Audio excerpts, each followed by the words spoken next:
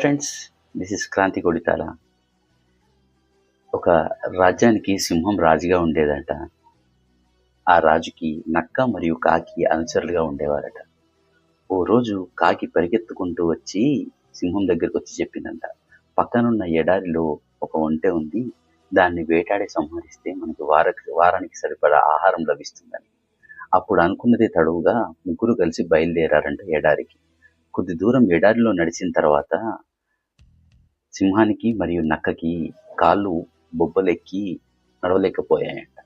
అప్పుడు కాకి పరిగెత్తుకుంటూ ఒంటె దగ్గరికెళ్ళి, మా రాజ్యానికి రాజైనటువంటి సింహం మరియు మంత్రి నక్క ఎడారిలో చిక్కుకున్నారు, వారిని అడవికి తీసుకెళ్లే బాధ్యత నీదే అని చెప్పి అడిగారంట. అప్పుడు ఒంటె సరే అని సహాయం చేయడానికి ముందుకొచ్చి ఆ రెండిటిని వాటి యొక్క స్థావరానికి అంటే అడవికి చేర్చాయంట.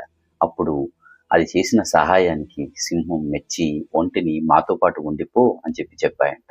దానికి ఒంటె కూడా అంగీకరించి నలుగురు కలిసి అడవిలో ఉండసాగాయంట.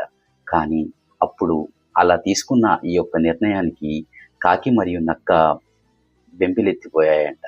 అప్పుడు నక్క యొక్క అతి తెలివి ప్రదర్శించి, సింహమైనటువంటి రాజుగారు, మీరు ఎలాగో కాళ్ళు నొప్పులెక్కి మీరు వేటాడలేరు కాబట్టి నన్ను సంహరించి నన్ను ఆహారంగా తినండి అని చెప్పిందంట. అది విన్న ఒంటె వచ్చి, వద్దు వద్దు, నన్ను తినండి, ఎందుకంటే మీకు వారానికి సరిపడా ఆహారం అవుతాను నేను అని. అప్పుడు సింహం అని చెప్పిందంట. నక్క యొక్క కుటిల బుద్ధి తెలుసుకొని సింహం చెప్పిందంట, ఏమని, నేను మొదట చిన్న జీవితో మొదలు పెడతాను, కాకి నువ్వు ముందుగా రా, నిన్ను సంహరిస్తాను, ఆపై నక్క, ఆపై ఒంటెని సంహరిస్తాను అని చెప్పగానే కాకి మరియు నక్క పరిగెత్తుకుంటూ వెళ్ళిపోయాయంట.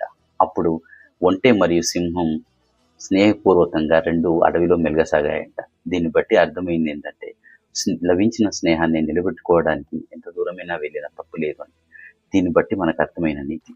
ఈ చిన్న కథ మీకు నచ్చి ఉంటుందని భావిస్తూ, నేను మీ క్రాంతి కొడితాల.